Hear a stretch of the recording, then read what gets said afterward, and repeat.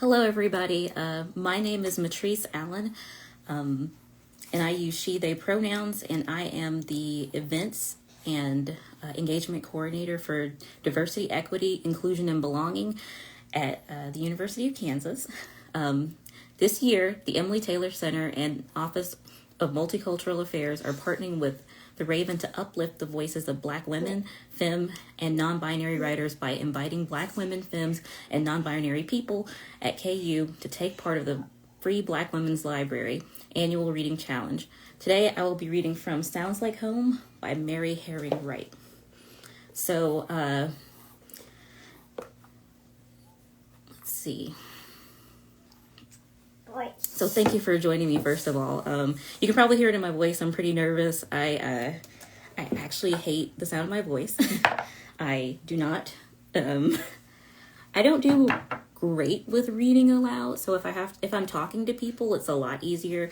But, and I was one of those kids who, when in middle school, I was reading at like a college level. And then I grew up and I was like, I cannot read out loud to save my life. And I don't know why. I used to be able to, but it's been harder for me lately. So you'll have to excuse me if I stumble. And also I have a lot of anxiety, and I know this is live, so I'm just like, okay, I'm really worried about it. I'm just giving you all of my housekeeping up front. I have a guest with me today. You want to come say hi? Because of the pandemic, and the city that I live in, I am not allowed to put my baby in childcare. They won't take her for a combination of, for COVID reasons, and then a lot of teachers left, so they don't have enough teachers to have daycare in Emporia. So this is Eleonora. She's 19 months old, and she's with me today. So just in case I have to step away for any reason, or if you hear some noises, or if you hear Mickey Mouse in the background. And so I'm going to read the introduction and then a little bit from chapter 1. My topic was picking a book on disability. So the reason why I picked Sounds Like Home, and actually I'm just going to give you a little bit more about me before I go into reading this book. So before I was in Kansas, and before here, I was in Tennessee. And then before Tennessee, I was in Florida. And when I was at Florida State University, that's when I took an interest in learning sign language. So I worked at a college of medicine, and there was an incident at the local hospital where there was a person who was autistic who also used sign language and was deaf as well.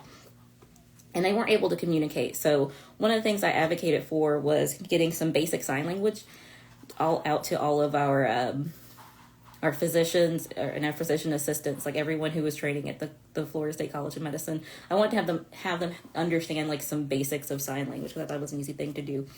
And then when I moved to Vanderbilt in Nashville, I partnered with Bridges for the Deaf of Hard of Hearing, and I was going to do a bunch of volunteer work and community work with them. But that's right when the pandemic picked up, so I didn't get a chance to do it. And because I was learning sign language and I was interacting with deaf people, I wanted to visit Gallaudet, which is I believe the only bilingual ASL and English school in America. And that's in Washington, D.C. So they have Gallaudet and they have the signing Starbucks. So I was able to go to Starbucks where everybody who works there knows sign language. And as I was looking into this, I found out a lot about Black sign language, which I had no idea about. So Black ASL, and I actually have another guest in here that I might have to kick out later. It's my cat, and I don't want her to knock over my iPad. But Black ASL. And so the reason I bring up Black ASL is also because this book is, like I said, called Sounds Like Home, Growing Up Black and Deaf in the South. So Mary Herring Wright was a part of a project called the Black ASL Project. And I'll try to see if I can share some links about that afterwards. And it might be mentioned in the introduction of this book, but I'm not sure. So I'm going to get started.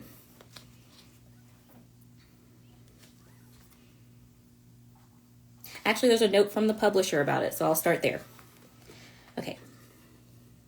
Mary Herring Wright participated in it as an informant in the Black ASL project, which researched the linguistic features that made Black ASL recognizable as a distinct variety of American Sign Language. As part of the project, Carolyn McCaskill co-author of the introduction to this new edition, conducted an interview with Wright in her home. In the interview, Wright shares her sign lexicon as well as stories from her youth. The interview can be viewed at www.youtube.com/Gallaudet University Press.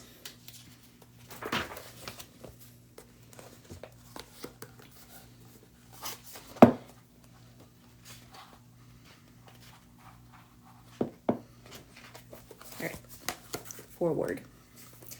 Memories of my yesteryears are not dusty and don't seem at all aged. I don't dwell in the past, but memories of my childhood are like beautiful jewels to be taken out ever so often, played with, enjoyed, and packed away again. Those years when sound had meaning, when I could hear. Now it's just vibrations, loud noises, constantly watching lips in every gesture, trying to get some meaning out of what is being said. I began losing my hearing when I was about 8 years old. By the age of 10, I was completely deaf. Although I have been examined by several specialists, none of them were able to determine exactly what caused my hearing loss. They are certain, however, that it is nerve deafness.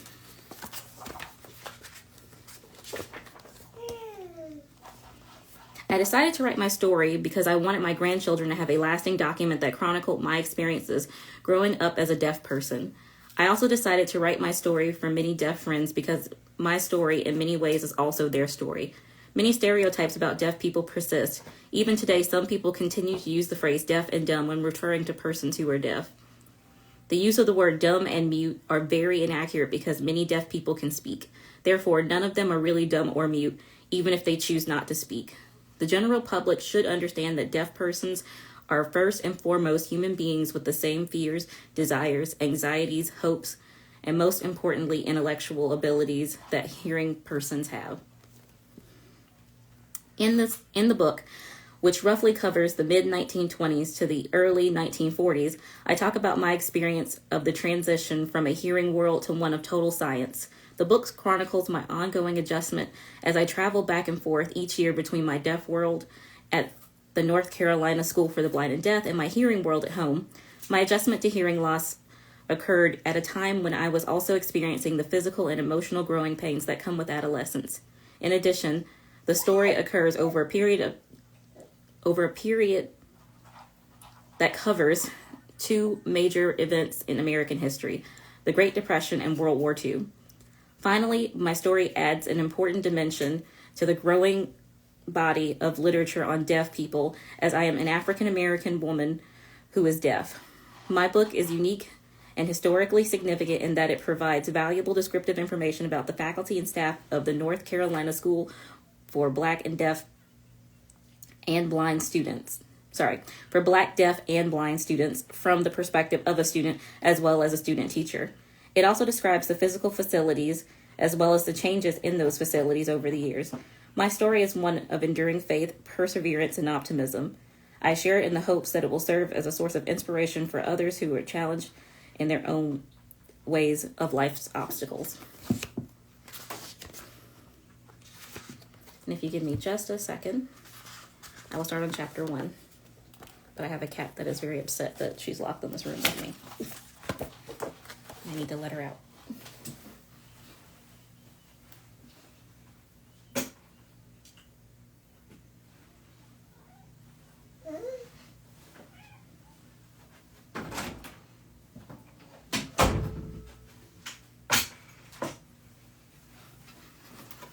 All right, sorry about that. The beginning, home and family. My life began in a farmhouse on the back roads of a community called Iron Mine, located 8 miles west of Wallace, a small rural town in southeastern North Carolina. Ours was a farming community with mostly tobacco and strawberries. Wallace had no industry, and the business district consisted of Front Street, Main Street, and Back Street. The white-owned businesses were located on the Front Street and consisted primarily of clothing stores, the drugstore, the grocery store, and doctor's offices. There was also a post office just off Front Street, and just off Front Street there was a hotel. The black-owned businesses were located on Back Street, which ran parallel to Front Street. The Base Family Cafe was known for its home cooking. Across the street was another cafe, The shoe repair businesses were owned by the Pearlsole family and by Mr. Powers. One of the grocery stores was owned by our cousin Eugene Bennett, and the other was owned by Mr. Robinson. Back Street officially became Boney Street sometime after the 1960s, but is still not known to most. It's still known to most locals as Back Street. The whites who lived in town worked in the stores, the banks, and a few other businesses. The blacks who lived near town either worked on Back Street or did yard work for the whites.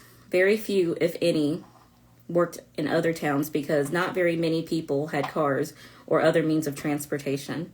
Iron Mine was a mixed neighborhood of black and white families. Although most families were related to one another, the kinship of the blacks and whites weren't discussed in public. Most everyone farmed or worked for someone who did. Several black families owned large farms and nice homes. Everyone seemed to get along as far as race relations were concerned. Outside of the city limits, neither blacks nor whites had electricity. We also used outdoor toilets. Usually they were well-built little outhouses with 2 covered seats. A broom was kept in a corner to sweep and keep everything neat. The only phone in the iron mine was the Smith farm. This belonged to Mr. Tom Smith, his wife Martha, and their 3 boys, Caldwell, Ted, and William. They had a country store in the yard. Papa farmed with them at times, and all of the iron mines received and sent messages to the Smith farm. Now for my family.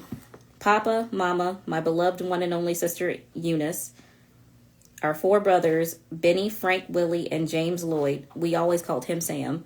Benny was the firstborn, then Frank and Eugene. Another boy, Clarence, also known as Bud, was next, but he died at 4 years of age before I was born due to pneumonia. Mama was watching someone playing cards and sent one of the children to the bedroom to see how he was. The child came back saying Bud was lying there great long, which means stretched out. Mama went to see. He was dead. She never liked cards after that. Willie came after Clarence, and I was the next to arrive. There's supposed to be a certain age when people begin to record memories. One of the first things I recall is crawling across a plank on our porch.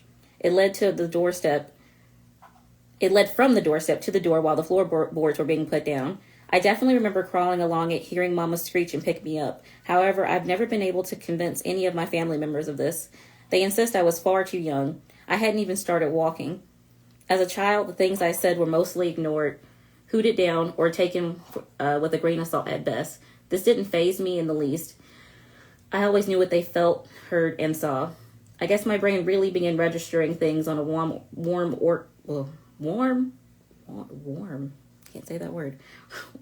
August morning, 1926, when I was going on 3 years old. Upon awakening and failing to hear pots and pans in the kitchen, smell of coffee perking, or hear the sound of Mama's voice, I went in search of her. The kitchen was empty. I looked in all the rooms except the front bedroom in which my parents slept. This door was closed, and I didn't see any of the other children or Papa. Sounds come from the room, so I planted myself by the door. Each time someone opened it, I tried to sneak in, but was pushed back and told to stay out of the way. Finally, Papa rushed into the bedroom, then back out, taking me with him as he left. Somehow we were in the truck. I say truck, but I think it was a car. Half of the body was cut anyway. Then a box fitted on back and the whole thing painted blue. I remember we called it Bluebird. I sat there expectantly while Papa grabbed the crank, jabbed it in place, and cranked furiously. I thought it roared.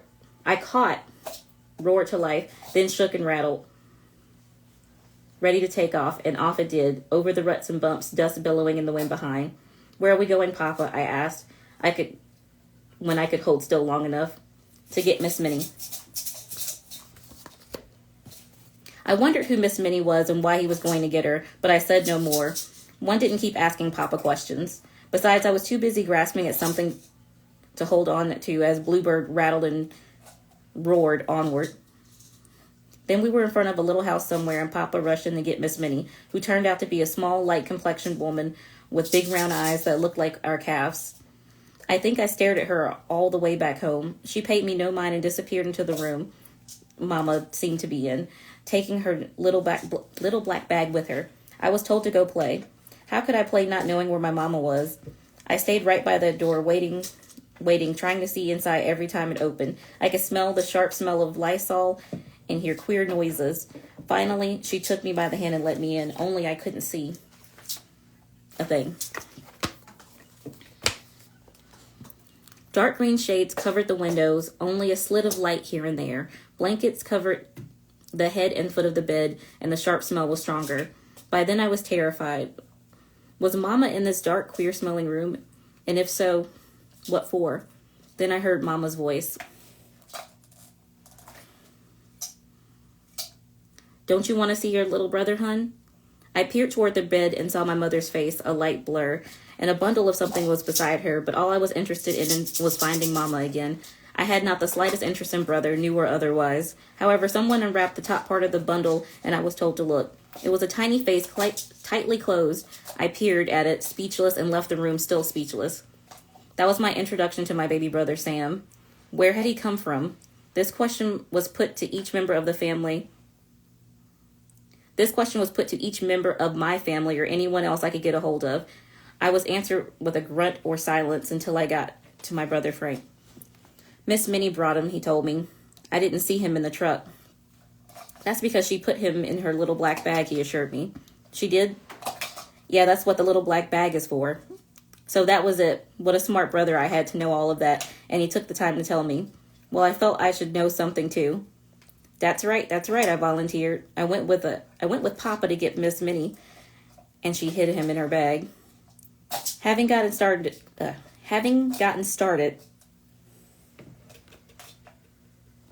sorry, I just keep checking on my kid to make sure she's not eating anything she shouldn't be. And I lost my spot. Having gotten started, I couldn't leave well enough alone. I had to make it even fancier. I went in the house with Papa. There were a lot of babies on shelves, and Papa let me pick them out. Sure enough, I almost believed I was fully responsible for the arrival of Sam, and have always had a special feeling for him, that in some way he was also mine. Much later, I learned that Miss Minnie was a midwife. Back then, most babies were born in their mother's beds with either a doctor from the town or a midwife to attend the birth. Our nearest hospital was James Walker Hospital in Wilmington, 30 to 40 miles away. Some years after Sam was born, a white doctor in Wallace had rooms built over his office for white women to deliver, but not for black women. Sometime during the 1950s, another white doctor, Dr. Hawes, built a clinic in the next town, Rose Hill, and delivered babies of both races. Of course, the rooms for white women were on one end and the rooms for black women were on the other end, but he gave good care to all of his patients. His fee was $50 for 9 months of prenatal care and delivery. If you preferred, he'd bring his nurse and a portable hospital bed and deliver at your home. It's said that he delivered 3,000 babies before he died. Now, Duplin County, where Iron Mine is, and the surrounding counties all have nice up-to-date hospitals and ambulance services and provide all kinds of care. Our home was a weathered 6-room farmhouse with a long wraparound porch and a swing on one end. My mama's family had a large farm with lots of acreage. Her parents had 9 children. Each time one married, a piece of land was sectioned off and given to that child. When Mama married Papa, she was given 14 acres on the south end. Why are you turning me, Ellie? That's where she and Papa built their house and raised their 6 children, plus about that many more children belonging to other people. Our water source was a deep well near the kitchen door. It was fed by a spring of cold crystal water. The front of our home,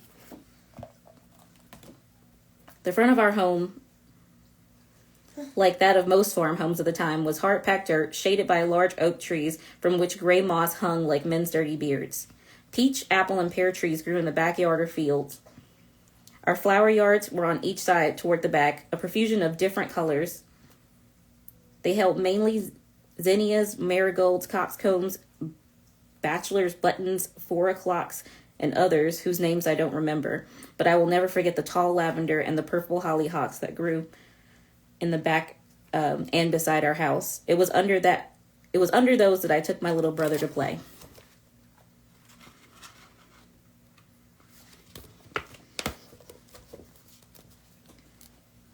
For the next few years, most of my recollections revolve around Sam.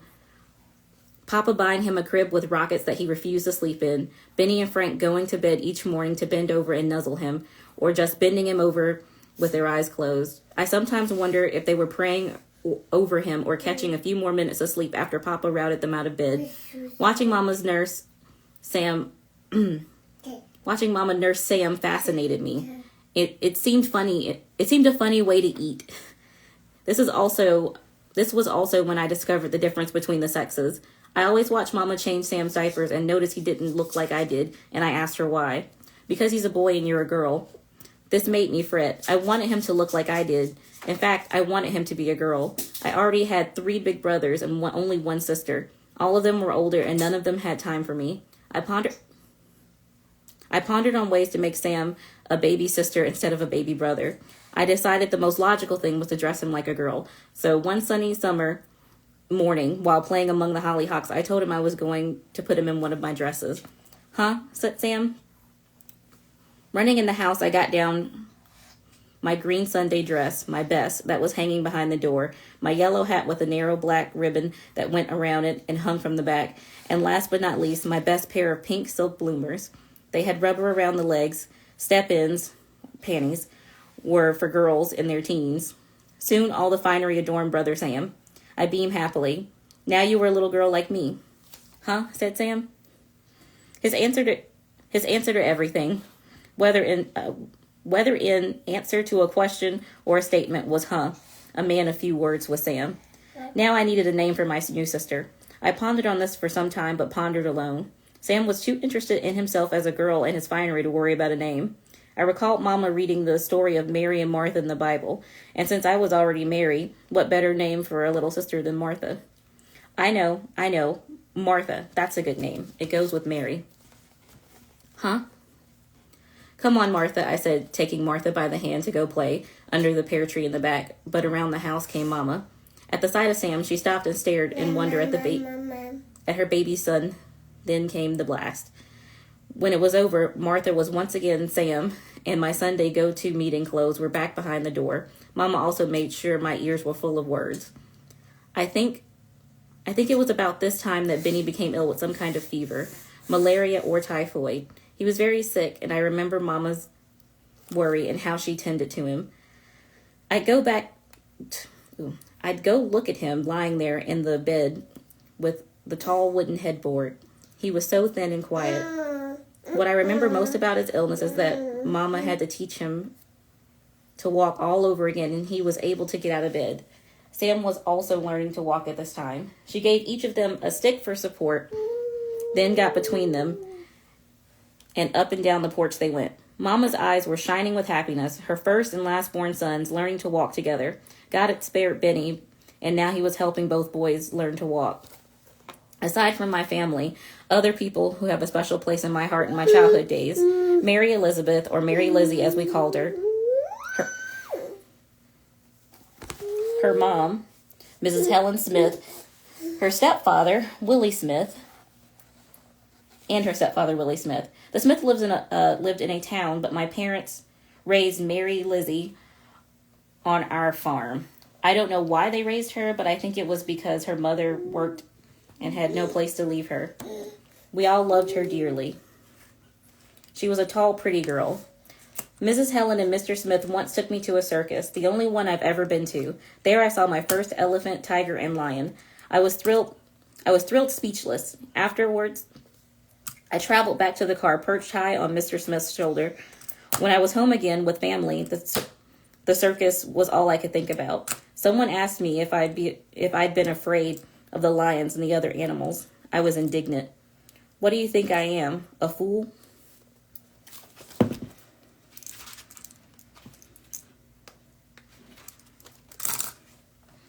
This was from Mama, followed by a good dressing down. Fool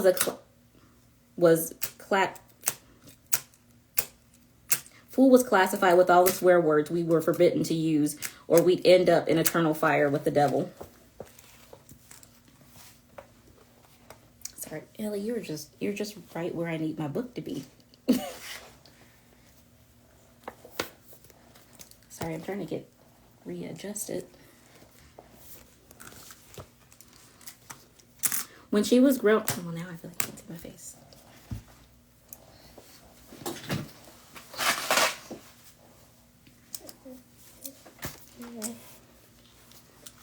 When she was grown enough to be on her own, Mary Lizzie moved to town to live with her parents. She learned to drive and used her dad's car to come see us often. I'd also go stay with them. More happy memories. Being in town was exciting. Theirs was a neat white house on the eastern side of town with electric lights and an oil stove instead of wood for cooking, a large gramophone or talking machine with legs, better now known as a record player. You could put on a record, wind it up with a crank, then close the top, making the music low and muted. And how exciting the house smelled, a mixture of cigarette smoke, oil stove, perfume, and whiskey. At home, the chief smell was food cooking, coffee perking, and wood smoke from the heater in the kitchen on the stove. I loved that smell too. It meant home. I loved going uptown on summer vacations with Mary, Lizzie, or Mrs. Helen. They'd use a little Vaseline to twist my hair into long sausage curls, and I got to wear a pretty dress and shoes and socks in the summer on weekdays. How grand I felt wishing Sam could see me stroll along Front Street. Mr. Smith owned the barber shop on Back Street. The lotions, talc powder, and hair tonic smelled so good. We'd wait for him to close up, then get in the car to ride back to the house where he carried me on his shoulder. When I visited, Mrs. Helen took me fishing at the mill pond, not far from the house. The covered bridge over the water is still there. All I ever caught was trash and once a small turtle. While in town, I played with Ernestine, Teen Stevens, and Rick. I think her last name was McMillan. We caught tadpoles, played games, and along with some girls who were considered fast, played in unfinished house across the street where we'd been forbidden to play. Rick was older and sort of quiet, slim, very light complexion with brown hair. Teen was more my type, brown, short, plump, and ready to try new things, like going to the house that was off limits. Rick wouldn't go, and Mrs. Helen got on us. I got a scolding, and so did Teen. We tore up Rick's Sunday hat to repay her. This earned me a spanking. I don't know what Teen got. During one such visit, Papa showed up one afternoon in the old truck with Sam. I was happy to see them until I learned that they had come for me. I couldn't explain it because I was always glad to be going home from any place, but this time I cried as though my heart would break. Mrs. Helen begged Papa to let me stay until the end of the week and they would bring me home. No, sir. She's got to go home to keep Eunice company at the house and play with Sam. It's work now. It's work time now. My clothes were packed and I was promised a new dress when I got back for another visit. Then I was in the truck still crying. Mrs. Helen gave me a final hug and a kiss and a pretty quart jar of peaches.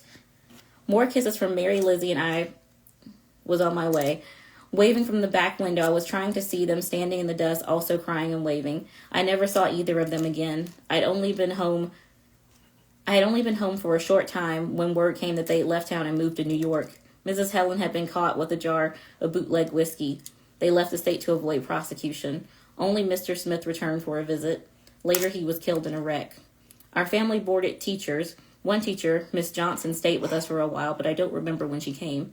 Miss Johnson had several boyfriends to come a-courting at our house. When we had a heater in only one room, so they had to sit with the rest of the family or freeze in an unheated living room, or parlor as it was called then. One suitor was Oliver Tate. I don't know what he used, but he had shiny black hair and a shiny face. They put our chairs side by side as far away from the rest of us as possible and twittered at each other like two birds until bedtime, whereupon he bid us all good night and took his leave. Try as we might, no one ever understood a word they say. We wondered. I think another boyfriend was my cousin Oscar. He was long, lean, and lanky and seemed like his knees would go clank, clank when he walked. His style of courting was to recite a poem. I can remember one line he kept repeating. If I was a cat, I wouldn't do that.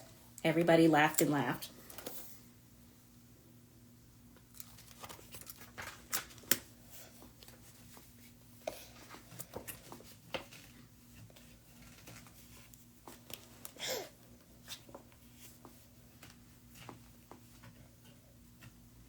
And so I'm actually going to stop there, which is a little shy of the second chapter.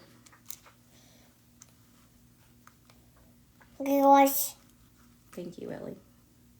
And so, like I said, this book sounds like home. I have the 20th anniversary edition. It's specifically kind of a memoir of what it was like growing up Black and deaf in the South. And as Mary said, which is the author, in the beginning, this book was really kind of like information to her family. So just as I stated at the very beginning, I was like, it's a little, stop touching my phone, sorry. It's a little difficult for me to read out loud. I get very jumbled on words, so I start mixing up everything and mispronouncing everything. But actually I didn't notice it when I was reading it to myself. So when I read the book, I got through it really quickly, and it was a really interesting book. There's even some images in it as well, but I didn't realize how the sentences were written until I just read this out loud. And so each of these sentences are very short, which actually, it makes it hard for me to kind of pick up a rhythm on how to say everything. But it is a really good book. Another book I would recommend is the Black ASL Projects book, which I can probably find some links and send out later on afterwards. But it's a really interesting thing. Just something I never knew about. Like, it makes sense because I speak English. I also use AAVE, which is African American Vernacular English. But I never thought about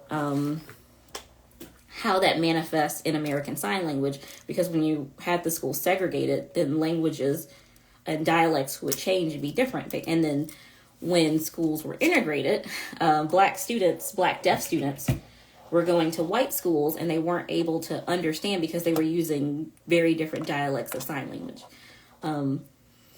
So that's just something I think is interesting. So hopefully you could understand me okay. And the content of the book is interesting. I will say that listening to myself read it, it doesn't sound nearly as good as it is reading it yourself. So I would definitely say pick up a copy of it. Like I said before, I'm the events coordinator for DEIB, which is Diversity, Equity, Inclusion, and Belonging on campus. We're currently moving from Strong Hall 250 to 150. And I have a bookshelf, or I'm going to have a bookshelf when we move. So if anybody ever wants to drop by, I'll have this copy of the book with me at work. I'm going to put it on my bookshelf. And I'd love to loan it out to people if anybody wants to read it. You can also email me first to make sure I have it and that no one else has already picked it up. But it's a really good story, and it paints a really interesting picture. So before I go, I'm just going to say my name in sign language because I'm excited that I can. So my name is Mytrice. That's Mytrice. And thank you for joining me today. And now you can watch me awkwardly try to figure out how to turn off Instagram Live.